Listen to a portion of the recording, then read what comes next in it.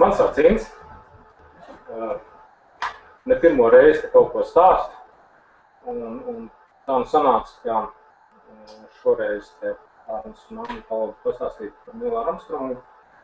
Man jau īstenībā liekas, ka mazliet par agru par viņu runāt, jo cilvēki pat tā kā aizgājis uz to savu, bet no otras puses cilvēki interesi šobrīd par viņu lielu un mazliet tādu sakāpināt, tad bija cilvēki, ko viņš vēl līdz darīja un kā viņš to tur nonāca. Un tāpēc mēģinās tā, lai tas nesanāk nekrologs guži, ja, bet viņš ir 25. augustā. Tā vēl mēnesis arī.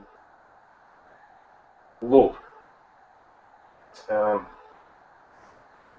apmēram tā. Kāpēc mums cilvēku trūks, kas varētu aizlidot uz mēnesi un izkāpt laukā? Kāpēc tieši nevis? Es jums vēl pateikšu, kāpēc. Lai gan beigās tas bija gandrīz vai darbināts. Izsāks ar to, ka āķis lūpām Nilam tiek iemests 2 gadu vecumā. Nezinu, cik apzinīgs varbūt pēc 2 gadu vecumā, bet 2 gadu vecumā viņa tēvs viņu aizved uz Clevelandas gaisa sacensībām. Kur piloti visādas figūras izpildu un tādi šovi arī tagad notiek un daudz, un viņi ir interesanti un forši. Bet kopš tā brīža viņam vairs nav neviena plīša lācīša, viņam nav nevienas mašīnas, kas ir visiem puišiem obligāti priekš, viņam tikai rotaļu lidmašīnas. Un neko citu viņš nepieņem. Un, tā vai citādi, 5 gadu vecumā viņš... Hello! 5 gadu vecumā viņš pirmo reizi iesēžas lidmašīnā. Tas tāda Ford 3-motoru lidmašīna, tā saukt par... Lēnis, kā pēc viss notiek. Tā saukt par skārda zosi. Un tad šis tas brīdis, kad Nils saprot, ka viņš būs pilots. Un īstenībā turpmākajā dzīvē uz to vien iet. Gatavo mājās visādas lidmašīnu modelīšas, tur sagota papīru, beidzot kaut ko sarežģīt, met laukā pa otrā stāva logu no savas guļamistabas un skatās, kā viņi planē. Notikumiem pa priekš aizsteidzoties, jāsaka, tā Nila Armstronga viens no hobijiem un aizraušanās bija tieši planierisms. Lai ar kādiem super mega reaktīviem verkiem viņš tur lidoja, bet viņš gribēja relaksēties un atpūsties, viņš vienmēr atgriezās par planierismu.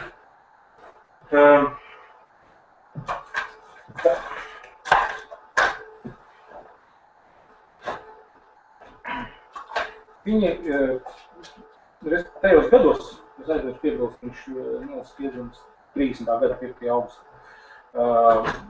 Viņa tēvs ir strādā par auditoru Ohio valdībai, tāpēc viņiem drausmīgi daudz nākas braukāt riņķī. Īstenībā 10 gadu laikā viņi paspēja dzīvot 20 dažādās pilsētās. Bet 44. gadā viņi...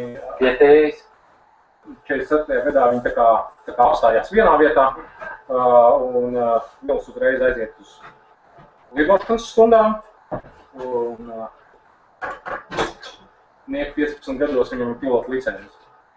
Tas tā pavisam pavisam tā netīšām piezīmēšu, tas ir pirms viņš dabūja autovadītāja apliecību, vai pirms viņš kļuva pilngadīgs, vai pirms vienalga ko. 15 gados viņš bija pilots.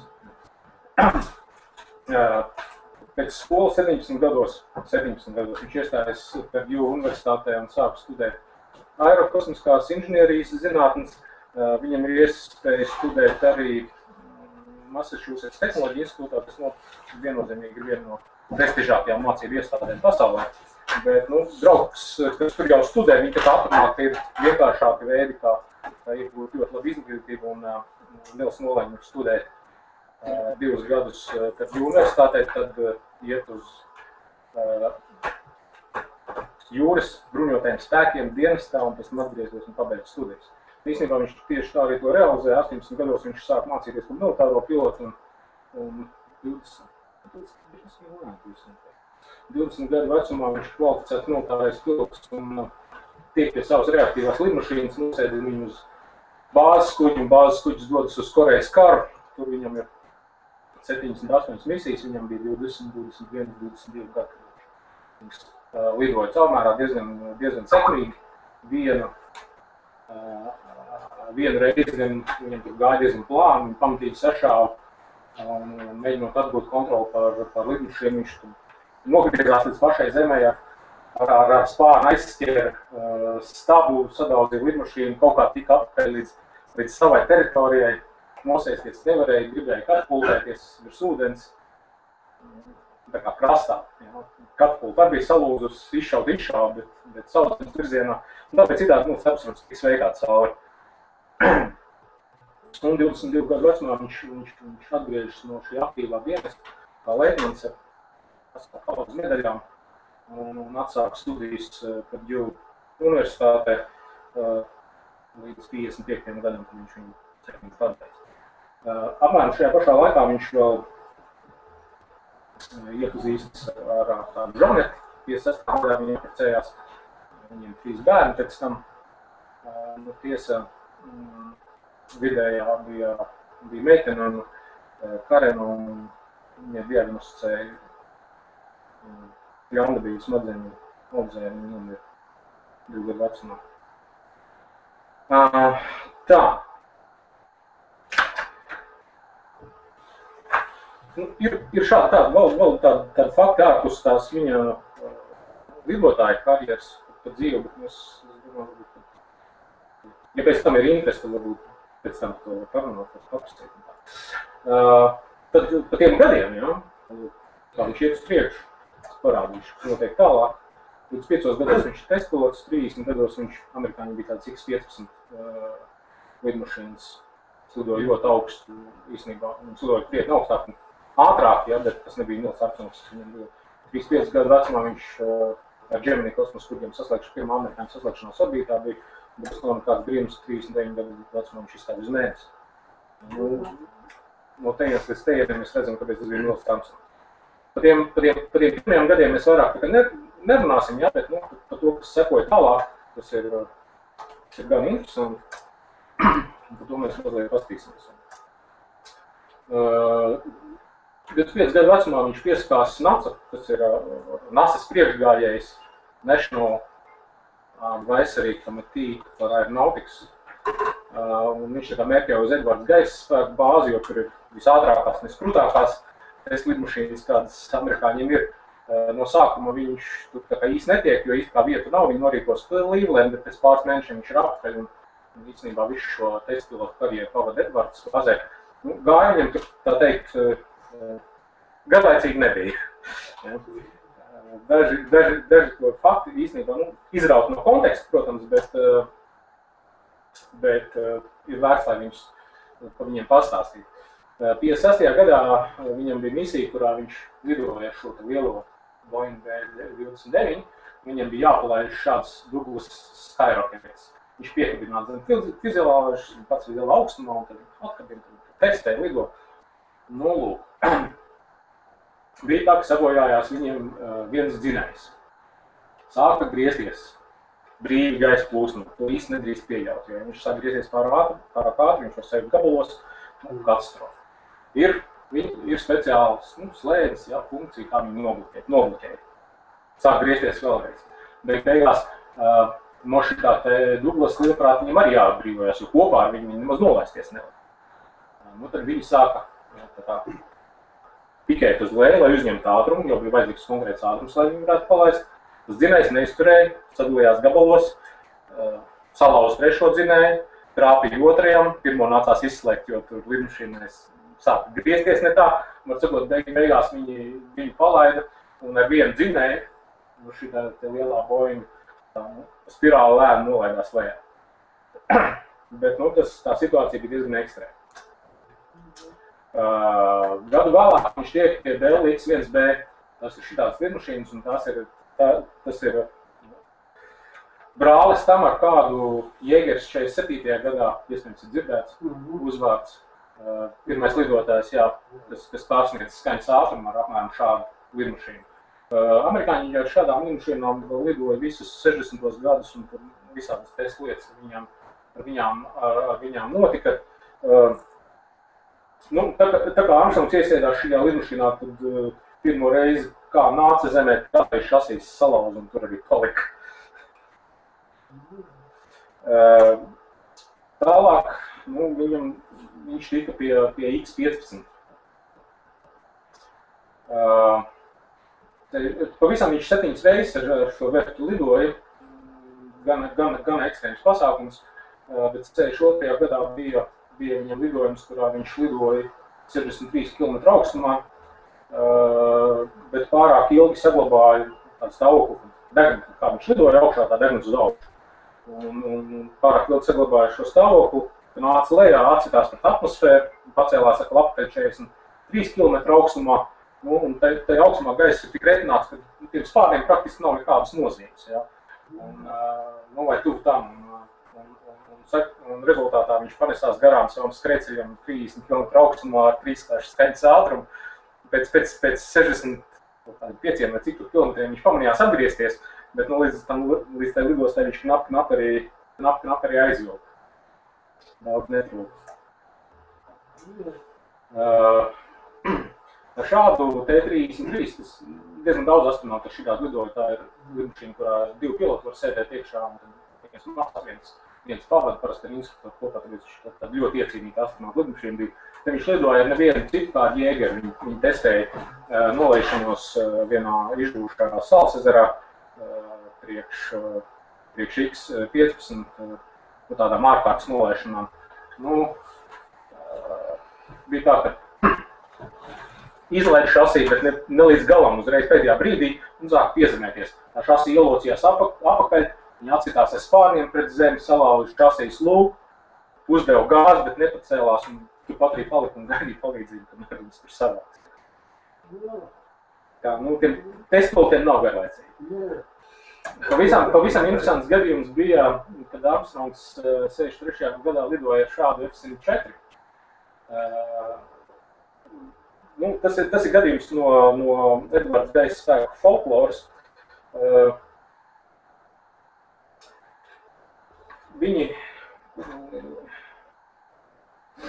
arī neveiksmīgi mēģināja piezemēties uz vienu ezeru, izžuvuši salas ezeru, bet pieskārās viņam mazliet sadauzīja lidmašīnu. Viņš salauza viņai hidrauliku, salauza radio, nekādu sakaru vairs nav.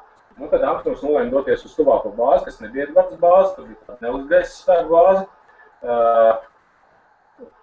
Pamāja tornim par spārniem, ka viņam nav sakaru, mēģināja nolaisties.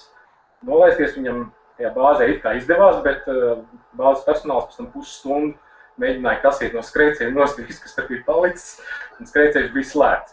Un kamēr viņi tur atkopa to skrēceļu, tikmēr Armstrongs pazvana uz Edvards, lai kāds atlido viņam pakaļ, viņš ir iestrēdzis Nellis bāzē. Norīkoja vienu pilotu ar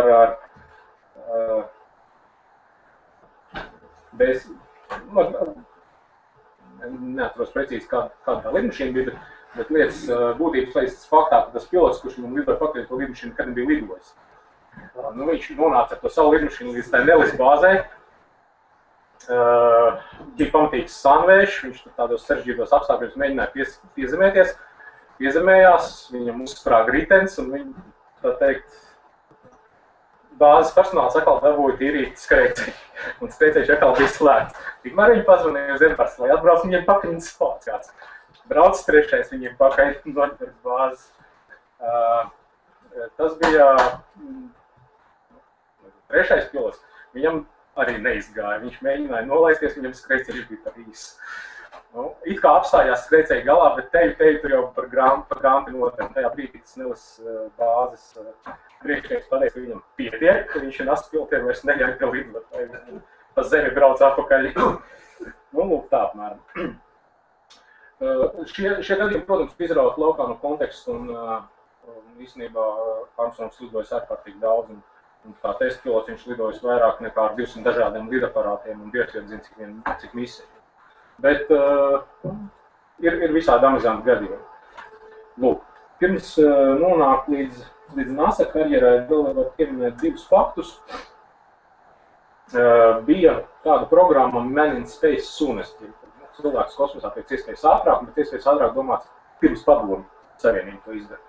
Šo programmu palaida 58. gadā, un Armstrongs tur ar virkni citiem pilotiem viņā piedalījās, bet tikpat ātri viņi tika aiztaisīti un viņas vietā nāca NASA ar Mercury programmu saviem kosmiskiem lidaparātiem.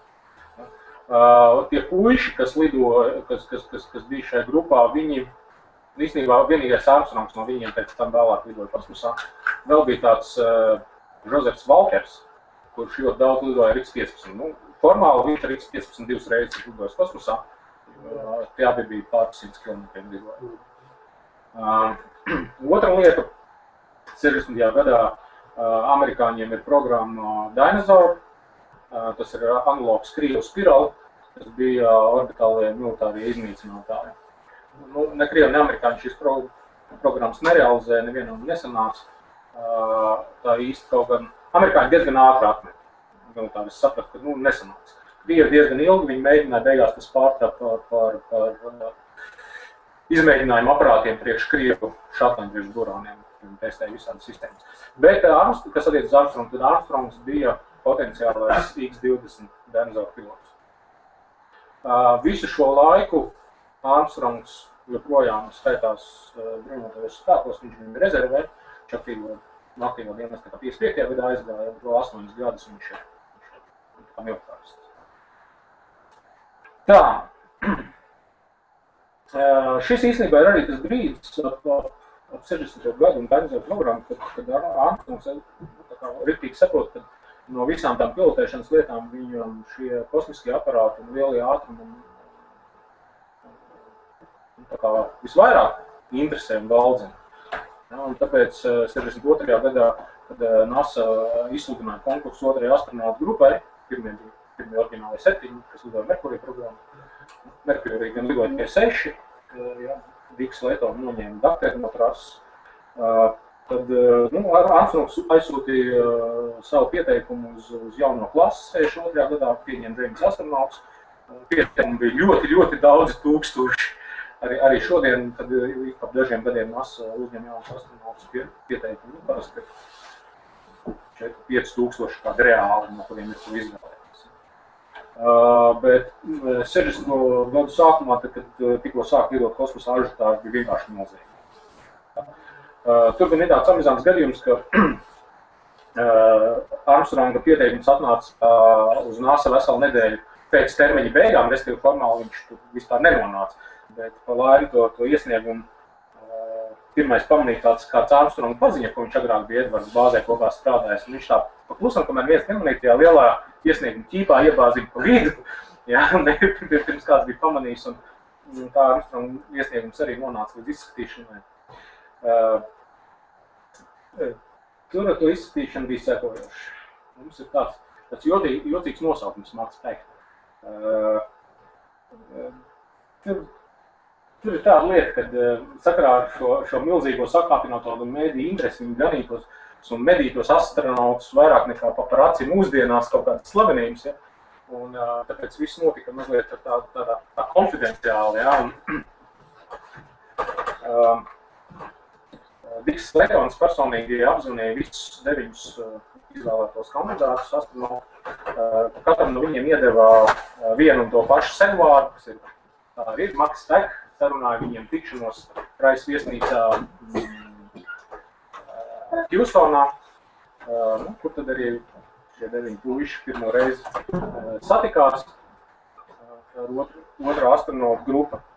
Un, dēļ šī segvārds, kas īstenībā bija Raisa viesnīcas īpašnieku vārds, sanāca neviens vien apzīmes pārtums, bet tā vai citādi puiši satikās un pirmo reizi redz, kas nu būs tie lidotāji. Īstenībā tā pirmā grupa joprojām ir aktuāla. Ja? Pirmajā grupā nāca uzņēma, ja nemaldos, 57. gadā, 7. Nekāpēc? 6 no 7 lidoja ar Mercury programmā, 6 Mercury misijas. Nē. Uz mēnesi no pirmās grupas neaizlidoja nevienu. Gas Grisams būtu lidojis, bet viņš sadēmēja par pirms vienas. Nē, Mercury bija tā. Pirmās 2 misijas bija superorbitālai lidojumi, jo amerikāņiem vēl nebija nesēju, pietiekami jaudīgi. Tās pats bija pēc Gagāriem, bet nākamās, pirmā orbitālā bija Johns Glenns, kurš bija pavisam vēl kopā 6 Merkūrija misijas. Bija 7 astronauti. Alan Shepards pēc tam lidoja uz Mēnesi, Un viņa 7. daudz vēlāk arī tika kosmosā. Diggs Slaytons, tas ir atsevišķs stāsts, jā. Es par viņu mazliet pastāstīšu, kad mēs nonāksim līdz Apollo, bet tā pavisam nedaudz. No šiem visiem, praktiski visi viņi arī tiek līdz Mēnesim. Netiek C. Elliots, kurš nostās ar T-33 pirms savas misijas ar Gemini, un netiek Eds Vaits, kurš sadega Apollo 1. Bet viņš ir pirmais amerikāns atklāts kosmosā līdz tā jaunostājai.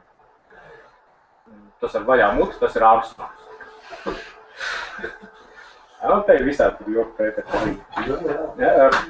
Vēl viena lieta īstenībā, mēs esam pieņēmuši, tā parasti domājam, ka uz Mēnesi lidoja vienīgi militāristi, un vispār visi astronauti bija militāristi, izņemot Harrisonu Šmitu, kas bija zinātnēs, ģeologs Apollo 17.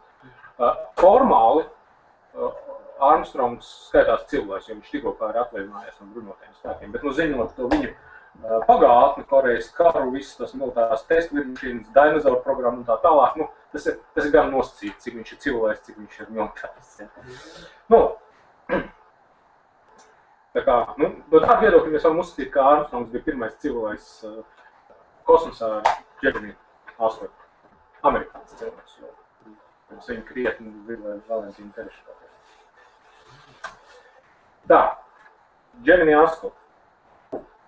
Gemini 8 ir pirmais lidojums, uz ko tiek norīkots Nils Armstrongs kopā ar Davidu Scottu. Par apkalpni tiek apstiprināti 65. gada beigās un 66. gada martā Gemini 8 misija notiek. Viņi ir diezgan ar tādiem smagiem uzdevumiem, respektīvi lietas, ko agrāk amerikāņi nekad kosmosā nebija darījuši, kad viņiem bija jāsaslēdās ar citu kosmisko lidaparātu. Viņi pusotru stundu pirms savu startu palaida tādu Agena orbitālo aparātu, un tad kosmosā viņiem bija jātestē šīs saslēgšanās tehnoloģijas, un tas viss jāpārbauda.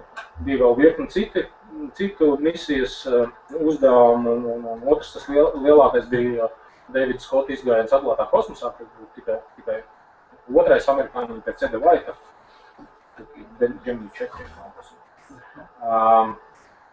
Bet, gāja viņiem tur diezgan plāni, izskatās apmēram zīmējumā, šāda.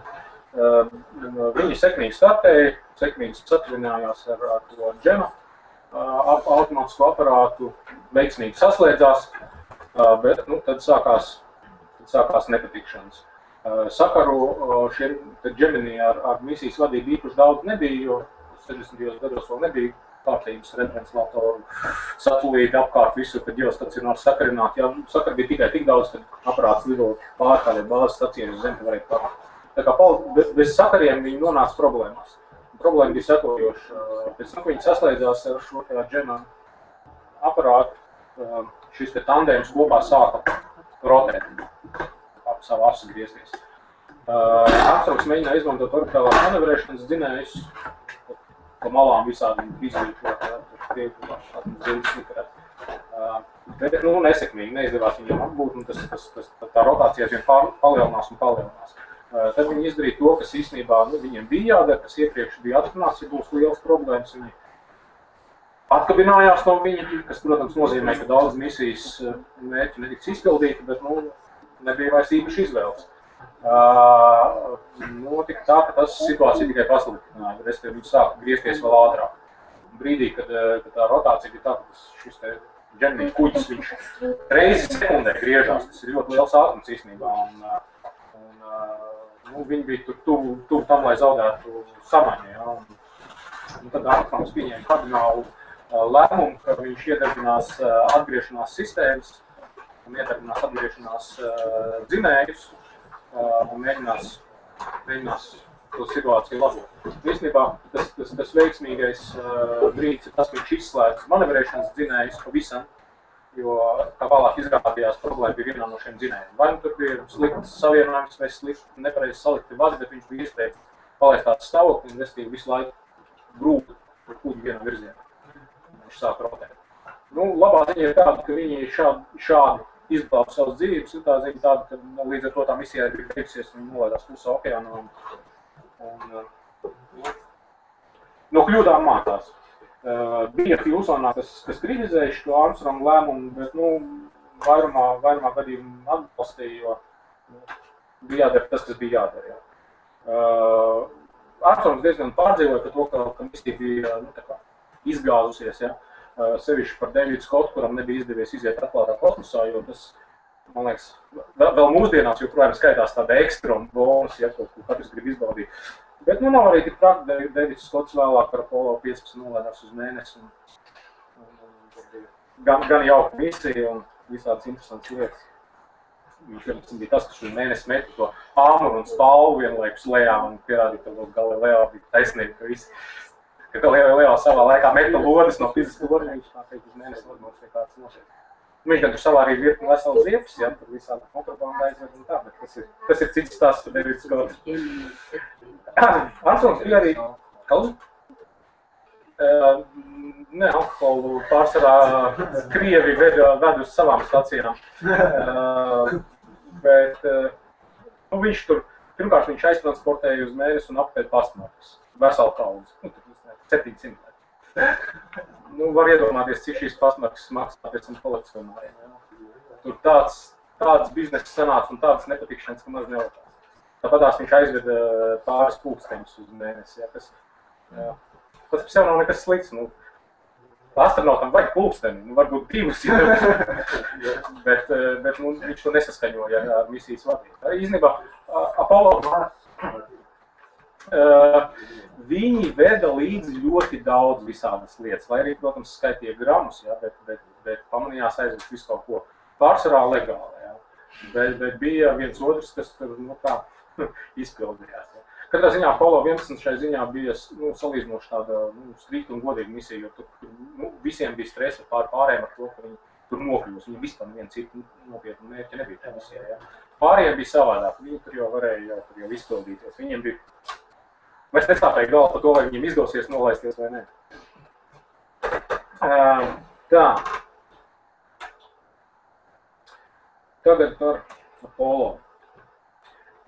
Pirms nonāk pie Armstronga un Apollo 11, ir vēl dažas lietas, ko gribētu ar šo sakarā pateikt. Pirmkārt, tas ir Apollo 1. Eds Vaits, Dēls Grīsums, Rodžers Čapīgi, kur sadegā izmēģinājumu laikā uz Zemes. Brīdī, kad notika traģēdija, Armstrongs kopā ar virkni citiem astronautiem bija Apvienoto Nāciju organizācijā, kur tika parakstīts tāds ārējā kosmosa līgums. Ir tāds Apvienotās Nācijas uzzīmē vēl kaut kā 50, jo valsts vēl līdz šodienai viņi pamazām akceptē un ratificē un paraksta. Tas nosaka, ko var, ko nevar ārpus atmosfēras darīt. Tur smalkambumbas nedrīkst mest augšā vai tur pasludināt, ka mēnesis tagad ir Amerika, ja, vai kaut kā tāda. Bet nu, tur ir daudz lietas. Viņi uzzina par traģēdiju tikai tad, ka viņi atgriežas viesnīcā, nu, ko dara. Iet uz bāru un visu nav dzers koču, ja. Tur daudz darīt. Otra lieta, kuru gribētu pastāstīt, ir šis te vīrs, tas ir oriģinālais Merkūrija astronauts Diks Slaytons, kurš tā arī netika lidot savā laikā, jo viņš gatavojās lidot, manuprāt, ar Gemini 3. Dakari viņu noņēma no lidošanas, viņam konstatēja sirds aritmiju, un lai viņam tas iespējams būtu nekas, bet 60. sākumā viņš bija ārkārtīgi strikti. Ja, nu, tur pilnīgi nežēlīgas prasības bija pret šiem vīriem, kas lidoja kosmosā. Diks Slaytons pamanījās aizlidot 75. gadā, kad bija Soyuz un Apollo kopējas lidošanas. Nu, tur nebija nekāds īpašs misijas mērķi, tas bija vienkārši politisks plezīrs, ja? Un tad no amerikāņu puses bija Slaytons, no Krievu puses bija Leonovs, ja? Un tā smuki, ja? Bet nu, tur uzskatīja, ka nu, tur viņš var lidot. Tā vai citādi, tad, kad viņu neļāva viņam lidot vairs, tad viņš kļuva par astronautu ofisu vadītāju NASA.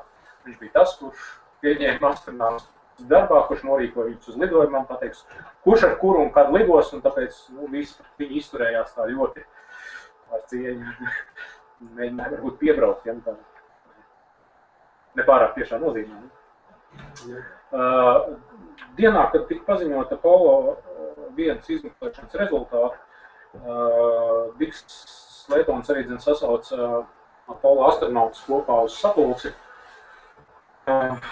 Un šo sapulci iesāka ar tādiem diezgan vēsturiskiem leģendāriem vārdiem. Vārds bija tādi, puiši, kas veiks pirmās misijas uz mēnesi, ir puiši šai telpā, kas liek visiem aizdomāties. Vēlāk Toms Hanks uzņēma 90. gados minisērijas no Zemes uz mēnesi. Ja kāds nav redzējis minisērijas, un mēnesi visiem noteikti ir vērts redzēt. Noteikti ļoti labas sērijas. Viņš šo frāzi apspēlēja. Viņš mazliet viņu izpušķoja, saglabājot to pašu lietas būtību, un tajās minisērijās tā frāze skanēja: cilvēks, kas veiks pirmo mēnesi nosēšanos uz mēnesi, šorīt ienāca šeit tālpā. Es nezinu, kas viņš ir, bet viņš tagad skatās uz mani. Šajā brīdī tiešām nebija zināms, kurš būs pirmais cilvēks uz mēnesi. Un iemesls tam bija tāds, ka tiešām vēl bija daudz Apollo misijas, testa misijas gan Zemes orbītā, gan Mēness orbītā, Mēness moduļu testi, un nebija zināms, cik daudz misijas tas prasīs. Ja kaut kas noiet greizi, vai kaut kas līdz galam nesnāk, ir papildus misijas, ir kaut kāda labojuma, ir vēl kaut kas. Nav zināms, kur pēc kāda būs tā misija, kura tad nosēdīsies uz mēnesi. Armstrongs tika ielikts rezerves apkalpē Apollo 9, bet tā nu sanāca, ka amerikāņiem uz ko brīdi nebija vēl gatavs mēness moduls. Viņi vēl joprojām būvēja, un tāpēc viņi samainīja Apollo 8 un Apollo 9 vietām, respektīvi mēness moduļu testus un lidojumu uz mēnesi. Sanāca, ka Armstrongs formāli tā kā Apollo 8 kļūst par rezervi, un tad savukārt normālas rotācijas, tā pēc kādas gāja uz riņķi, ja tie piloti, un sanāca, pēc rotācijas viņiem tagad sanāk būt Apollo 11 komandiem. Beigās Apollo 11 arī lidot. Cik ļoti tas ir gadījums, grūti pateikt. Katrā ziņā NASA, protams, izskatīja potenciālās kandidatūras, un tad, kad sanāca, ka Nīlam jālido, NASA nebija nekas iebilstams. Jo NASA uzskatīja, ka Nīlam Armstrongam no visiem potenciālajiem kandidātiem ir vismazākais ego, un tas šķita gan būtiski. Lūk, tā. Slaytons piedāvāja īstenībā Aldrina vietā Armstrongam lidot ar Lovelu. Bet Armstrongs tā kā atteica, jo viņš uzskatīja, ka Lovelam pienāks komandēt savu Apollo, pie kā viņš arī tika. Žēl, tas bija Apollo 13.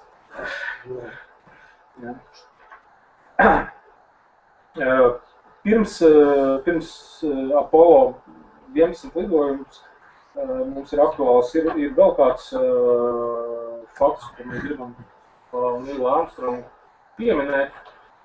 NASA, lai sagatavotu pilotus šīm mēnesi misijām, bija uzbūvējis bez visādiem simulātoriem divus šādus dažādiem mērķiem aparāts. Viens saucās Lunar Lander Test Vehicle un viens saucās Lunar Lander Research Vehicle. Gan vienu, gan otru astronautu sauc par lidojušām bultām. Un vienā šādā izmēģinājuma lidojumā apmēram 30 metru augstumā Armstrongam tas aparāts sāka pa galam niķoties, sasvērās sāns un gāzās lejā. Armstrongs cīnījās līdz pēdējiem brīdim, un pēdējā brīdī katapultējās. Vēlāk, izpētot visas lietas, tika secināts, ka viņam īstenībā rezervē bija apmēram pussekundi. Citādi viņam nebūtu vispirms paspējis atpēties, un viņš būtu vienkārši iekrīcies zemē. Armstrongs gan drīz gāja bojā, bet viss, teiksim tā, ievainojums, ko viņš gūtīs, starp zobiem iekost mēli. Viņš pēc tam vienkārši piecēlās, aizgāja tā, kā nekas nebūtu noticis. Lūk, tā. Apollo 11. Armstrongs, Michaels Collins, tas bija komandas moduļu pilots, kas palika Mēness orbītā. Un tas Aldrins, kas kopā ar Nīlu Armstrongu izkāpa uz mēnesi. No Zemes viņi startēja 69. gada 16. jūlijā, tas ir saulains Floridas rīts. Viss iet kā pa notīm, kāda problēma līdz Mēness orbītē. Problēma sākas tad, ka Armstrongs un Aldrins sāk nolaišanos uz mēnesi ar šādu mēnesi moduli. Tad, kad viņi ir apmēram 30 km augstumā, tas ir augstums, kad sāk strādāt nolaišanās radars, attālumi uz mēnesi, tad viņi var koriģēt trajektoriju tā. Un šajā brīdī parādās milzīgi trauksmes signāli un kļūdas, kodi kaut kādu konsulē, lai arī Aldrins un Armstrongs bija ļoti labi sagatavoti, ļoti labi pārzināti, un visu viņiem nebija jāuzstāšanos. Nu, taisnīgais labāk jāsaka, kad arī ekspertiem Houstonā bija vajadzīgs brīdis, lai saprastu, kas notiek. Viņi atrodas nolaišanās vidū un viņiem vajag zināt ātri. Izrādījās, tā ir vienkārši datora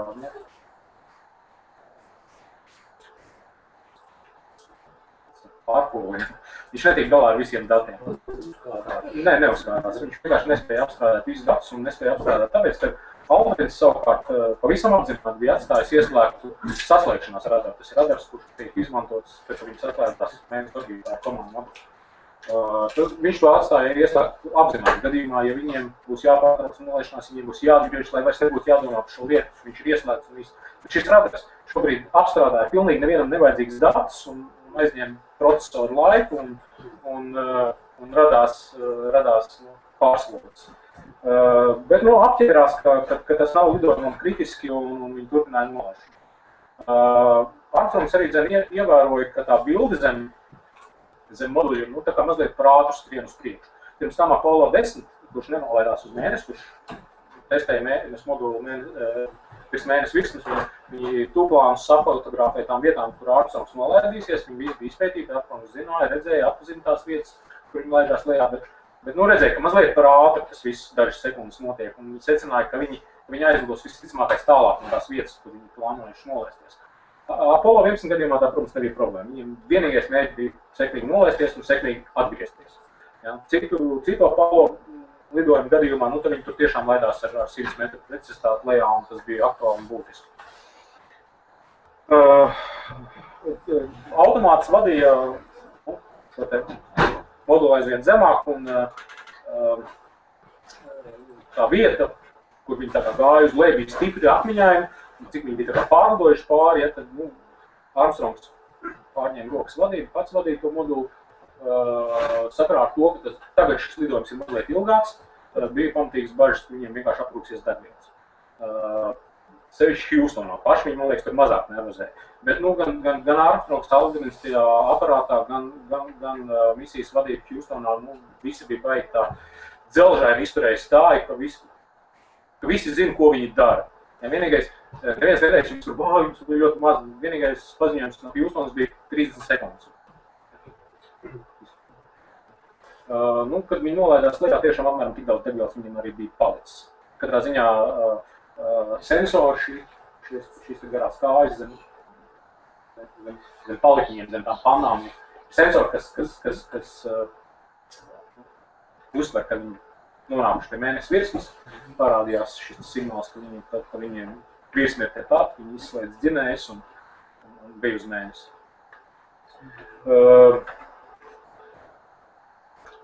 Tikko izslēguši dzinējus, pāris īstas komandas ar Aldrinu un Armstrongu. Armstrongs paziņo Houstonā, Tranquility Base here, Eagle has landed. Miera bāze šeit, un Ērglis ir nolaidies, Ērglis bija šis Armstronga mēnesi moduls un Kolumbija bija orbitālais moduls. Tas izraisīja mazliet tādu mirkļu apjukumu Houstonā, jo neviens nebija vienojies pirms tam par terminu Tranquility Base. Tranquility nāk no vietas, viņi nolaidās Miera jūrā, tas ir Sea of Tranquility. Armstrongs pārteicis Tranquility Base, bet Houston Roger, Tranquility Base, you have landed. Okay. Nākamajās 10 minūtēs viņiem nav laika neko tur īpaši skatīties apkārt, jo ir jāizpild viss procedūras pēc nolaišanās, tur ir ļoti daudz, kas jāpārslēdz, jāsakonfigurē sistēmas, aizņem tas apmēram 10 minūtes viņiem. Pēc tam seko pirmie Armstronga komentāri par to, kur tad viņi ir nonākuši. Es viņus mēģināju iztulkot. Labi īstenībā nesanāca, jo Armstrongs runā mazliet viņa tā kā saraustīt, mēģinot piemeklēt specifiskus vārdus, un sanāk tāds vārds. kopums, ja, bet ne literārs teksts. Es mēģināju mazliet piekurģēt latviski. Un Armstrongs saka, vēlāk noskaidrosim sīkāk, kas te apkārt atrodas, taču izskatās pēc visu iespējamo formu un veidu laukakmeņiem, kādus vien varam iedomāt. Neizskatās, ka tiem būtu kāda noteikta krāsa, tomēr izskatās, ka uz iečiem un laukakmeņiem, kur tuvāk apkārtnē diezgan daudz, izskatās, ka tiem varētu būt interesants nokrāsas. Apkārtne, kas redzam, ka kreisās puses loga ir samērā līdzena, klāt ar diezgan daudziem krāteriem, apmēram 2 līdz 20 metru izmērā, un dažām lielām korēm. Mans minējums apmēram 7 līdz 10 metru augstā. Ir burtiski tūkstošiem mazāk par 1 metru krāteru. Pāris 100 metru tālāk mēs redzam dažas stūrainus gluķus, kas varētu būt apmēram 1 metru lieli. Tālāk uz priekšu ir redzams kalns, grūti noteikti, bet varētu būt kādu kilometru no mums. Tas ir ļoti, pirmais, ka viņš pastāst, ja. Īstenībā, gan darbinīgi priekš tiem geologiem, kas sēdēja visīs kontrolē. Tālāk seko diezgan garu un garlaicīgu procedūru, jo pirmais, kas viņiem ir jādara, viņiem ir jāsagatavo mēnesi moduls startam no mēnesi. Gadījumā, ja jau kādu iemeslu dēļ viņiem nāksies steigā laisties prom. Vai tās tehniskas problēmas, vai kaut kas neparedzams. Tas ir apmēram pusotru stundu nepārtrauktas sasaukšanās, tās šitas, ko pārbaudījām, ko ieslēdzām, tas ir pa vidu Armstrongs pamanās Hjūstonai pastāstīt vēl savus novērojumus. Viņš stāsta apmēram tā. Tuvējā virsma ir ļoti līdzīga tai, ko novērojam no orbitas. Skatoties pret sauli, varētu teikt, ka bez krāsas. Raugoties tieši saulē, virsma ir ļoti gaiša, krīta pelēka. Un tā ir daudz tumšāka pelēka, raugoties 90 grādu leņķī no saules. Daži no tuvējiem iežiem, kas saplaisājuši vai izkustināti raķetes dzinēja ietekmē, no virsmas ir gaiši, pelēki, bet vietās ieplīsuši redzam tumša, ļoti tumša iekšpuse. Un izskatās, ka tas varētu būt bazāls. Tomēr tādi bija tie raksturojumi. Vēlāk, no mēnesi virsmas viņš arī, kad viņi vāca paraugus diezgan daudz stāstīja geologiem. Geologi īstenībā bija patīkami pārsteigti pa viņu krāsam. Kaut gan pats Armstrongs bija stipri norūpējies, jo šīs sagatavošanās laikā vairākus gadus līdz lidojumam viņi strādāja ļoti daudz uz tehniskām lidojumu vietām. Viņi darbojas arī ar geologiem, lai varētu atlasīt to, ko vajag atlasīt. Bet salīdzinoši ļoti maz. Viņš uztraucās, ka viņš neatradīs to, ko vajag. Viņš pacēl šokmeni blakus, tas geologam vajadzēs. Viņam pateica, neuztraucies, tu atvedīsi visu jauniem. Tā nav varianti. Īstenībā viss, ko viņi atved, viss tiešām ir ļoti vērtīgs, un šie paraugi tiek pētīti joprojām dažādās pasaules malās, kur joprojām ir uzmanīgi. Labi. Pagājuši bija vairākas stundas, mēs moduls bija sagatavots lidojumam. Šajā laikā viņiem ir ieplānot 4 stundu atpūti, pirms izkāpt uz mēnesi virsmas. Bet Aldrins, tā kā Hjūstona, mēs nevaram atpūsties, ja viņi bija 11 stundas nomodā, viņiem bija gan dramatiski nolēšanās, viņiem, slodzi bija ne pa jokam. Bet arī Hjūstonā saprāt, ka tas būtu diezgan muļķīgi prasīt cilvēkiem, lai viņi tagad mazliet pašņauzuši pirms kāpt uz mēnesi, ja. Un tāpēc viņiem ļauj izkāpt uz mēnesi sagatavošanās, tūlīt, nozīmē 3 stundas, jo apmēram tik daudz laika paņem visas sagatavošanās lietas. Ir reāli viņiem sēdņiem vēl mazliet vairāk laika. Tā vai citādi, tas ir 20. jūlijā vakars pēc Hjūstonas laika, īsi pirms 10. Viņi atver lūku, vēl pēc dažām minūtēm Armstrongs pirmais izlien par viņu laukā, paroja gredzeni, kas aktivizēja televīzijas kameru, kas nobildēja apmēram šādu bildi. Un 9:56 minūtēs viņš ar kreiso kāju nokāpa uz mēnesi. Šajā brīdī viņš saka slavenos vārdus, mazos soli cilvēkam, lielo lēcienu cilvēcei. Tos laikam nav jāatkārto. Aldrins izkāp kādu brīdi vēlāk no moduļu, Armstrongs tikmēr vispirms mazliet apsteigā moduļu novērtē tīri vizuāli stāvokli, vai nav kas lausts, vai nav kas nokritis, vai vēl kaut kas. Otra lieta, ko viņš nekavējoties izdara, ko viņam misijas vadība vēl atgādināja, ir savākt pirmo paraugu no mēnesi. Tas bija paredzēts misijas plānā, ka tikko viņš uz mēnesi, viņš paceļ pirmo akmeni un ieliek kabatā. Tas bija gadījumam, ja viņam nāktos laisties lapās, lai būtu vismaz kaut kas, ko viņi atver no mēnesis. Jā, viņš savāc pirmo akmeni ielikt kabatā, viss kārtībā. Ček, dan. Viņš uzņēma arī vairākus mēnesi moduļu attēlus, lai varētu pēc tam ekspertiem uz zemes parādīt, kāds tas moduļu stāvoklis ir pēc nolaišanās, kas pret evolūcijas varbūt vai vēl kaut kas.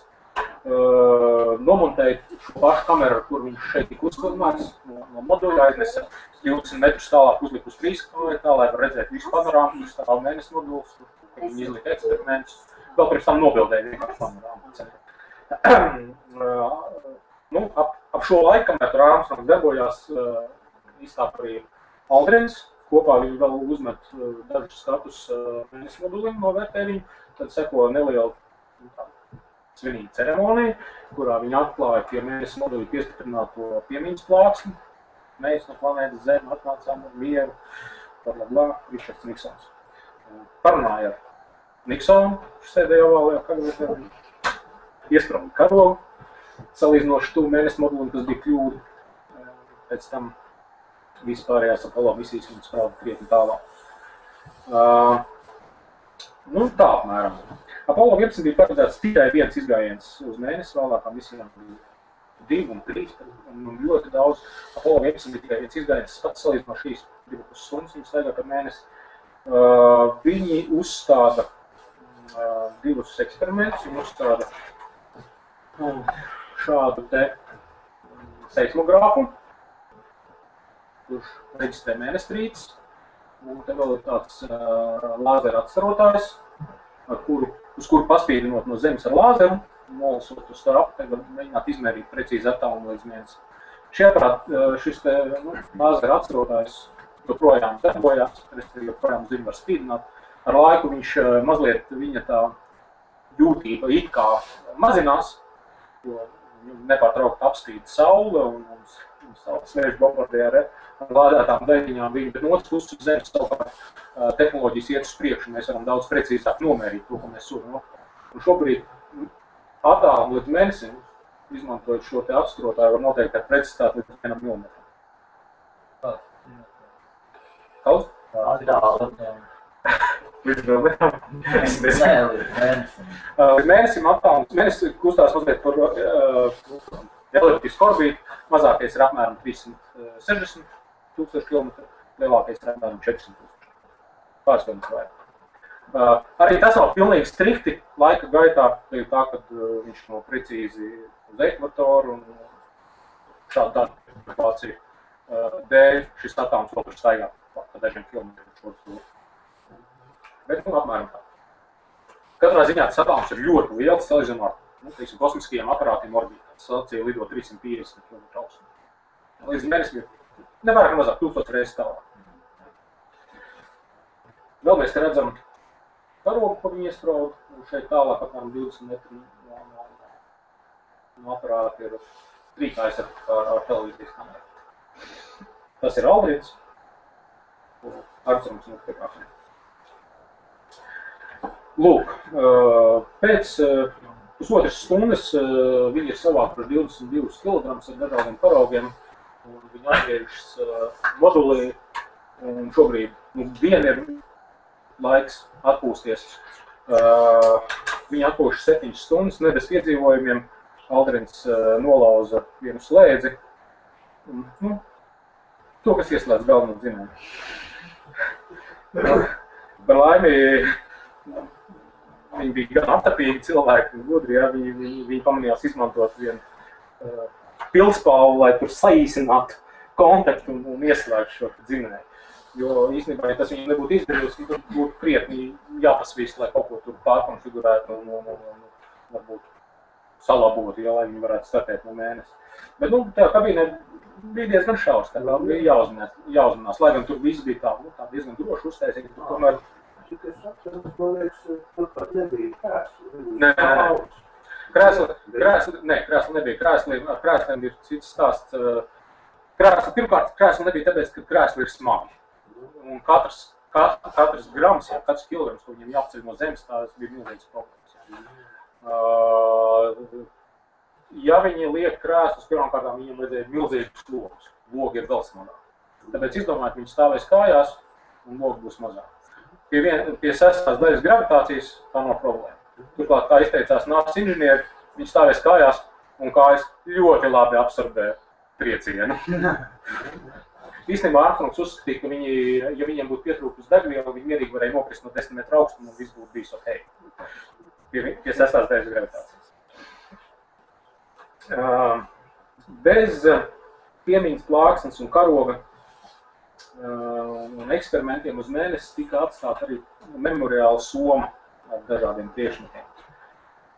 Somā bija disks, dažādu valstu vīru un tur NASA kaut kādu priekšnieku novēlējumiem. Somā bija piemiņas medaļas bojā gājušiem kosmonautiem un astronautiem, tā skaitā Komarovam, Krievu, Gagārinam, viens apkalpē. Stāsts, kas Somā esot bijusi arī Diks Leitona astronautu nozīmīti, cik viņš tā arī lidošanas, vismaz pēc tam laikam nebija ticis. Es varētu minēt, ka bija vēl šis tās, ko varbūt arī tā publiski īpaši nezinu. To vajag minēt. Jā, tas ir interesanti. Citās, pēc šīs lietas, lai ko viņi veda līdz, viņas bija saskaņots. Ja? Tad, pēc tam, kad citi sāka kontrabandu tur vest uz mēnesi, ja? tas ir ļoti interesanti. Ja? Tur ir visādi pārtumi bijuši. Ja? Īstenībā uz mēnesi ar Apollo 11 ceļoja arī lietas, kas nepalika uz mēnesi, kas bija tāds instruments. Tā bija Armstronga iniciatīva, viņš bija no muzeja aizņēmies gabaliņu no brāļu Wrightu pirmās lidmašīnas. Pirmo reizi pacēlās gaisā, viņam bija skaida no koka propellera un gabaliņš grānas no spārna, ko viņš aizved uz mēnesi un apakaļ. Kaut kādas, viņš bija ļoti aktīvs skautos. Kaut kad jaunības gados, viņš kaut kādas skautu nozīmītas tur un apakaļ. Īstenībā viņš jaunībā bija ļoti aktīvs puisis, ja viņš Purdue universitātē viņš ļoti aktīvi darbojās studentu organizācijās. Viņa ar kapa psi nozīmīti lidoja uz mēnesi un apakaļ. Purdue pūtēja orķestrī, viņš baritonu pūta. Tā, diskusija. Labi. Pēc 7 stundu atpūtas viņi ķerās pie starta procedūrām, apmēram 2,5 stundas tas aizņem. Kamēr viņi visu tur sakonfigurēja un pārkonfigurēja startēja no mēnesi bez starpgadījumiem, saslēdzās ar orbitālo aparātu mēnesi orbītā. Pats grūtākais, kas viņiem šajā visā kontekstā bija, laikam bija, tas, ka mēnesi putekļi bija pamatīgi salikuši apkārt skafandriem, viņi nevarēja nekādus dabūt nost ļoti litīgi. Tādi vislitīgi, bet kā pie tā stapiski uzlādēti viņi pieķerās. Ja? Un, materiāls gan īpatnējs, viņi raksturoja ļoti dažādi. Viens puses mīksts kā sniegs, un otrs puses ļoti abrazīvs. Smaržo pēc šaujampullera mēnesi virsmu, ja varētu pārsmaržot. Kādā ziņā tie putekļi tādi bija. Viens otrs žēlojās, ka lūk, tad, kad viņi viņus novelk, un tie putekļi joprojām ir modulī, tad, elpošanas problēmas kaut kādas alerģiskas rodās, bet, nevienam nopietnas problēmas nebija. Katrā ziņā viņi sekmīgi atgriežās uz Zemi 24. jūlijā, piezemējās Klusajā okeānā, un turpat vēl okeānā vēl neizcelti uz kuģi. Viņi tiek ieģēti skafandros, jo viņiem seko 3 nedēļu karantīna. Nav tā kā nākamās apkalpes, kuras kā izkāpus klāja tā sveiki, apsveikumi, ja. Viņus ielika speciāli sagatavotā tādā vagoniņā, ja, viņus 3 nedēļas pētīja, vai viņi nav atveduši kaut ko sliktu no mēnesi. Pēc tām 3 nedēļām viņi pateica, ka viņiem ir šī tik viss, ja, un pie pirmās izdevības viņi no tēmas bija laukā. Kam sekoja, protams, visādas braucienu un tūris pa visu pasauli, Amerikā, Dienvidamerikā, Eiropā un Krievijā viņi paspēja pabūt un visur bija nozīmes satēdīšanas. Un tā. Tik tālu tas būtu par Neilu Armstrongu un Apollo. Kas notiek pēc Apollo? Pēc Apollo notiek tā, ka pirmkārtām Neils Armstrongs uzreiz paziņo, ka kosmosā viņš vairāk nelidos, viņam vairāk nevajag. Otrām kārtām no sākuma viņš pieņem darbu NASA.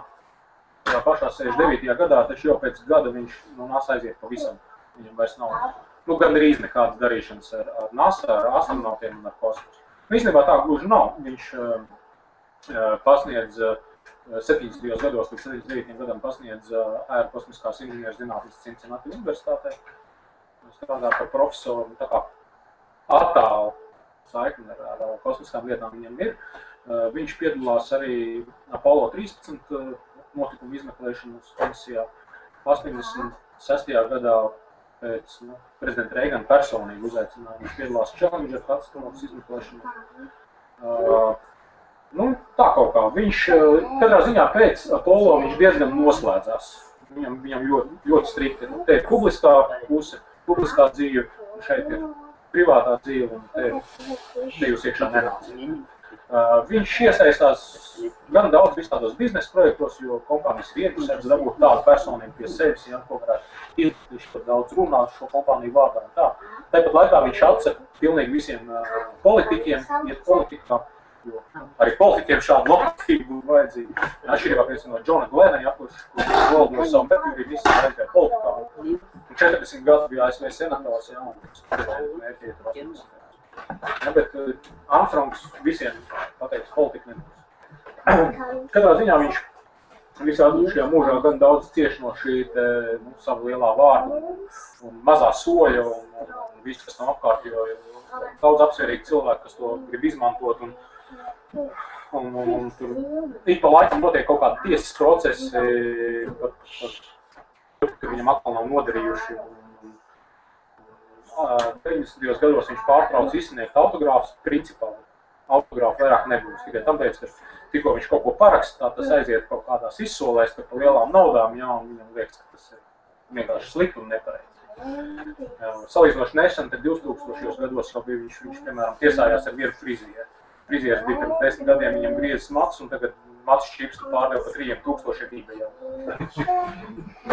Tas, protams, var, mazliet izvest, cilvēku, un viņš aizvien vairāk, tā, norobežojas no tās publiskās puses. Vēl viņam tā dzīvē fakts, ka 97. gadā viņš izšķirās no Žanētas, dzīvē kopā gandrīz 40 gadus, bet viņš izšķirās no Žanētas, apacās otrais, par to jauno otro sievu vispār, manuprāt, nekas nav zināms. Es tā publiski internetā ātrumā neko neizdodas jārod dziļāk. Visbeidzot, šī gada 7. augustā viņam ir sirds operācija. Viņa nav diezko veiksmīga, jo tur rodas komplikācijas, un 25. augustā viņš nomirst. 13. septembrī bija piemiņas ceremonija Vašingtonas katedrālē, un 14. septembrī Budiskajās nedēļas Klusa okeāna aizteicībā. Bet es domāju, ka ne jau tik skumji notu vajadzētu beigt, jo Armstrongā tuvinieki teica, dariet tā. Iziet ārā, paskatieties uz mēnesi, atcerieties Armstrongu un piemiedziet viņam ar aci.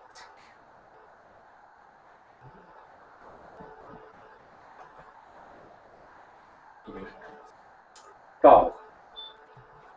Jautājumi par Armstrongu. Tā bija viņa izvēle peldiem.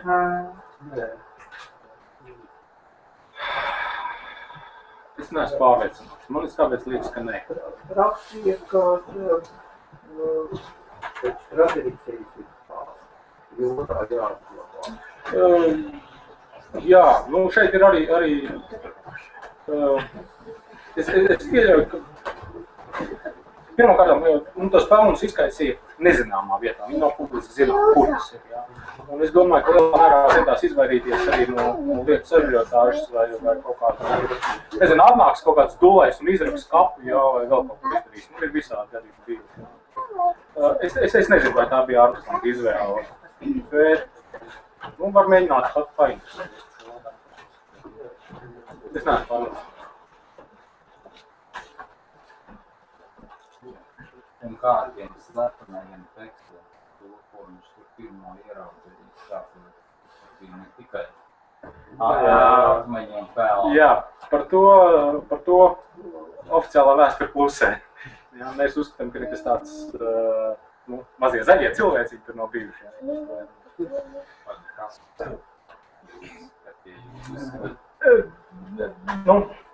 Kā jebkurš kaut kāds liels notikums, vienalga vai tie lidojumi kosmosā, vai kaut kas uz Zemes, vai kas viņš izraisa rezonanci, un ir ļoti daudz konspirācijas teorijas tiek līdz riņķiem. Kosmiskie lidojumi pilnīgi noteikti nav izņēmums. Vienalga vai tur uz Marsa kāds brauc un kaut ko fotografē, un lūk, ko tik mēs tur grupas neredzam un vanzim, ko, ja. Arī astronauti, ko tik viņi nav redzējuši. Taisnības labad viņi ir daudz ko redzējuši, tādu, ko nevar izskaidrot. Mēs uz Zemes arī redzam daudzas lietas, ko mēs nevaram izskaidrot. Tur arī rodas Mēs taču no Zemes arī redzam mēnesi, kurš jūs bieži redzat visādas neizskaidrotas lietas uz mēnesi. Nē, no šejienes tur īpaši nekādas turplānas neieraudzīts. Piemēram, ko? Kustības. Nevar redzēt.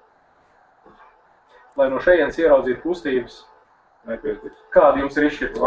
Tur izšķirs, es tā vienkārši pateikšu, tur krāteri, ko jūs varēsiet tā tiešām, it kā ieraudzīt lielu, tas būs kaut kur 40 kilometri.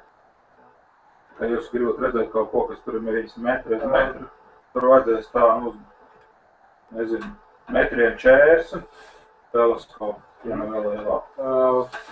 Ir tā, ka šīs te Apollo nolaišanās vietas, viņas ir tagad fotografētas tikai pašu jaunāko un pašu jaudīgāko zondi mēnesi, kas ap mēnesi riņķo, jā. Un tagad internetā ir pieejams šīs bildes, var apstīties jebkuru Apollo, kur viņi nolaidušies, kur viņi ir redzams pēdas, taciņas, kur palikuši redzam visi šie eksperimenti, ko viņi ir atstājuši. Tāpat laikā Apollo 11, kad lidoja, tad šis Michaels Collins no orbītas mēģināja precīzi noteikt, kurš šis Apollo 11 ir nolaidies, jo viņam apmēram tikai zināms. Lai cik rūpīgi viņš meklēja, viņam arī bija šāda tāda tehnika, tur pieejama uz kuģi, teleskopu neliela un tāda, viņam neizdevās. Tikai tagad ar automātiem zemās mēnesi orbītās un ļoti jaudīgām kamerām mēs kaut kā tādu varam saskatīt. Bet viens no amerikāņu astronautiem uz mēnesi ziņoja, kā jautājums par to, vai ir dzīvība uz mēnesi, vai nav, ir atrisinājies. Uz mēnesi dzīvība ir. Mēs esam.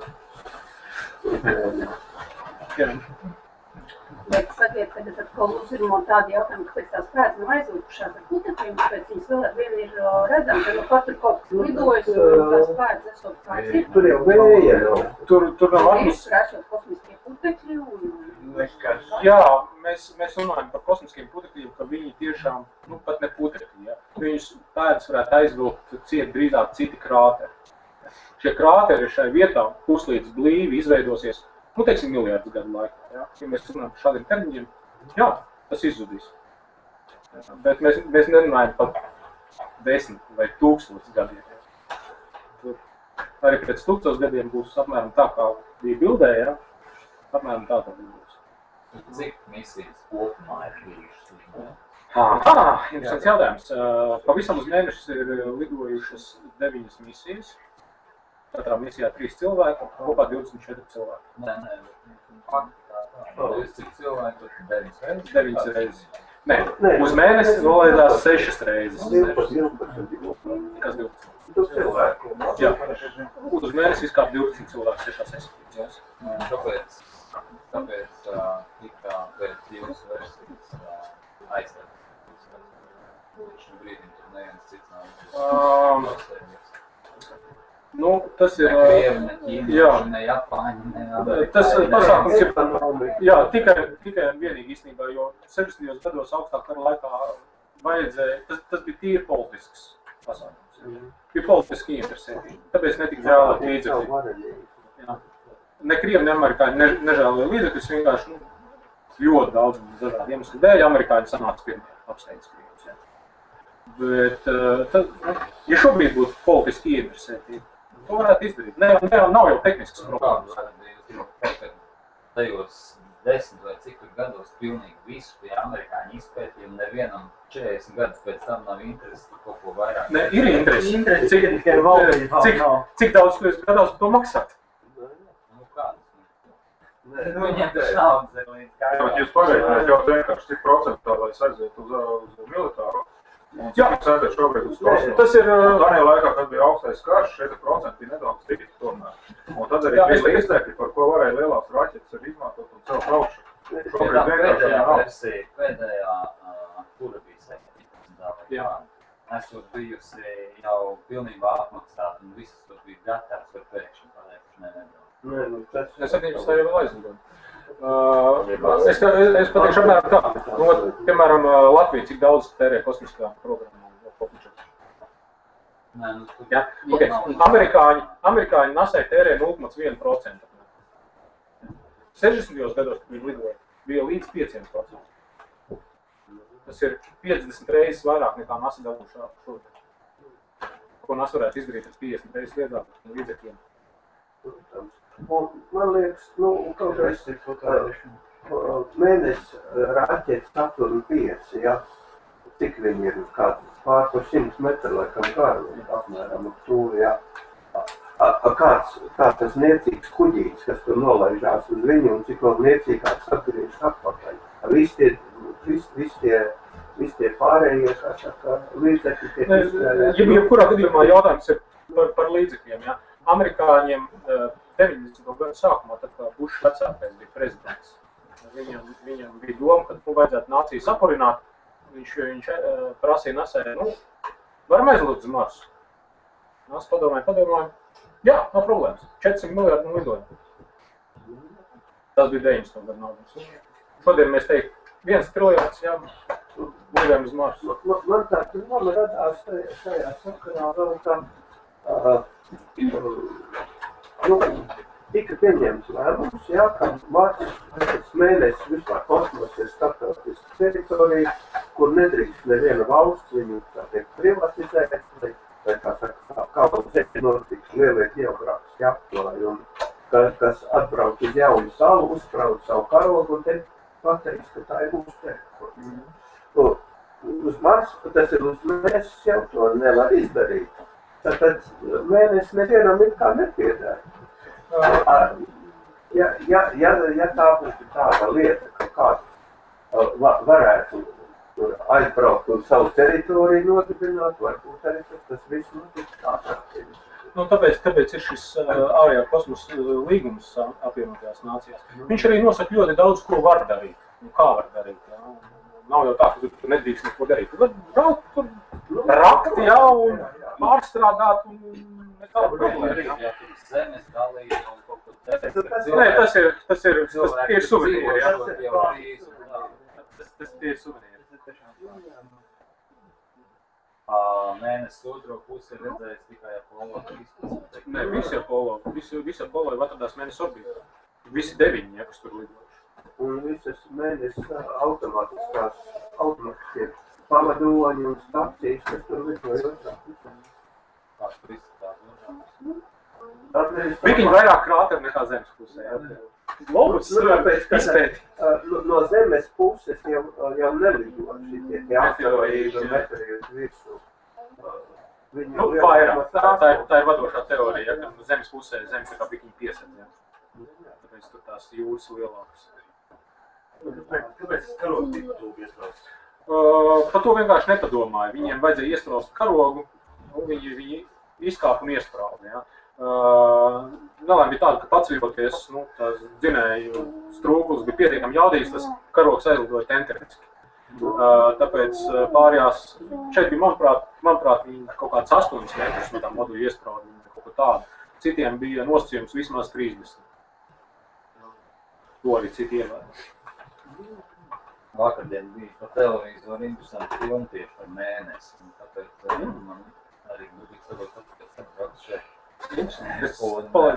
Un tur bija teikts, ka to nolaišanos vietu, kas tur ir atzīmēta, esot viņi ļoti rūpīgi plānojuši. Un priekš tam esot iesaistīts bijis viens eģiptiešu zinātnieks, kurš ir bijis speciālists par eģiptologs, par piramīdu lietām, visiem tiem piramīdu noslēpumiem. Un,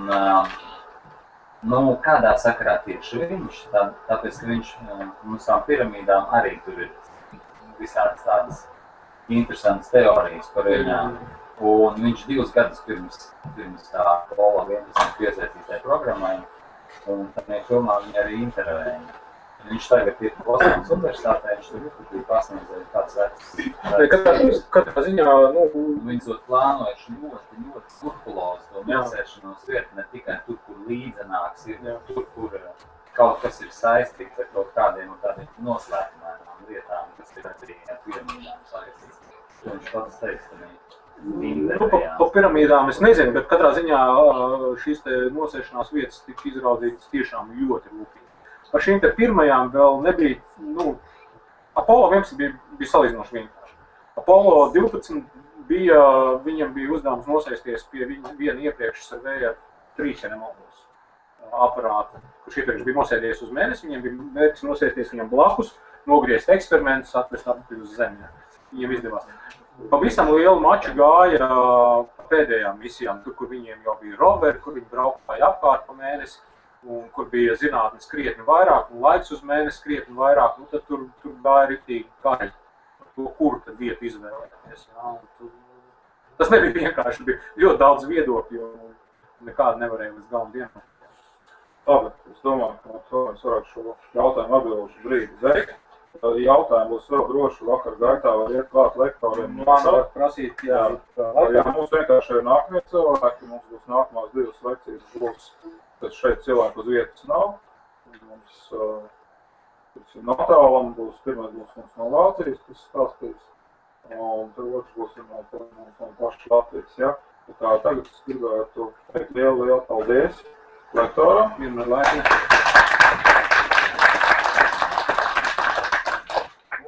Došu jums aptuveni minūtes 5-10 laiku, aizlocīt kājas, lai mēs varam sagatavot